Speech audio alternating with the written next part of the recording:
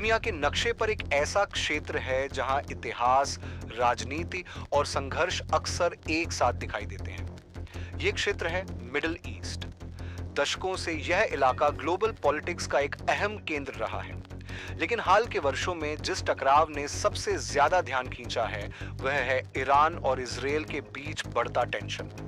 इस कॉन्फ्लिक्ट की जड़ें कई दशक पुरानी हैं। साल 1979 में ईरान में इस्लामिक रिवॉल्यूशन हुई। क्रांति के बाद नई सरकार ने अपनी फॉरेन पॉलिसी में बड़ा बदलाव किया और इजराइल को अपना प्रमुख विरोधी घोषित किया। यहीं से दोनों देशों के रिश्तों में गहरी दूरी पैदा हो गई। कई वर्षों तक यह टकराव सीधे फुल स्केल वॉर के रूप में दिखाई नहीं दिया। अक्सर यह रीजनल पॉलिटिक्स, प्रॉक्सी कॉन्फ्लिक्ट्स और कोवर्ट ऑपरेशंस के रूप में सामने आता रहा। लेकिन समय के साथ हालात बदलने लगे। साल 2024 में एक महत्वपूर्ण घटना ने दुनिया का ध्यान फिर से मिडिल ईस्ट की ओर खींचा। ईरान ने पहली बार सीधे इजरायल की ओर बड़ी संख्या में ड्रोन्स और मिसाइल्स दागी। यह हमला उस समय हुआ जब सीरिया में ईरानियन डिप्लोमेटिक कंपाउंड पर हुए एक हमले में ईरान के कई सीनियर मिलिट्री ऑफिसर्स की मौत हो गई थी। जवाब में इजरायल और उसके एलाइज ने अपनी एडवांस्ड एयर डिफेंस सिस्टम्स को एक्टिवेट किया। इजरायल का आयरन डोम सिस्टम, जो इनकमिंग मिसाइल्स को हवा में ही इंटरसेप्ट करने के लिए जाना जाता है, इस दौरान महत्वपूर्ण भूमिका निभाता है। इन घटनाओं के बाद पूरे रीजन में मिलिटरी अलर्ट और स्ट्रैटेजिक रेडीनेस दोनों बढ़ गए।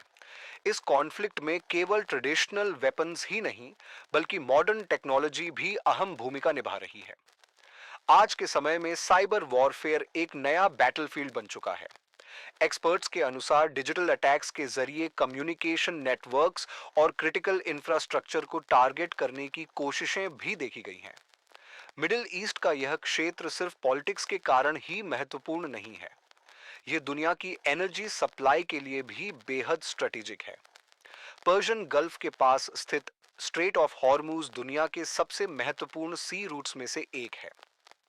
दुनिया के ऑयल ट्रेड का एक बड़ा हिस्सा इसी नैरो पैसेज से होकर गुजरता है। जब भी इस रीजन में टेंशन बढ़ता है, तो उसका असर ग्लोबल मार्केट्स पर भी दिखाई देता है। ऑयल प्राइसेस बढ़ सकती हैं, इंटरनेशनल ट्रेड प्रभावित हो सकता है और कई देशों की एनर्जी सिक्योरिटी चिंता का विषय बन जाती है। लेकिन हर कॉन्फ्लिक्ट का सबसे बड़ा असर आम लोगों पर पड़ता है। किसी भी मिसाइल अलर्ट के दौरान शहरों में सायरन्स बजते हैं।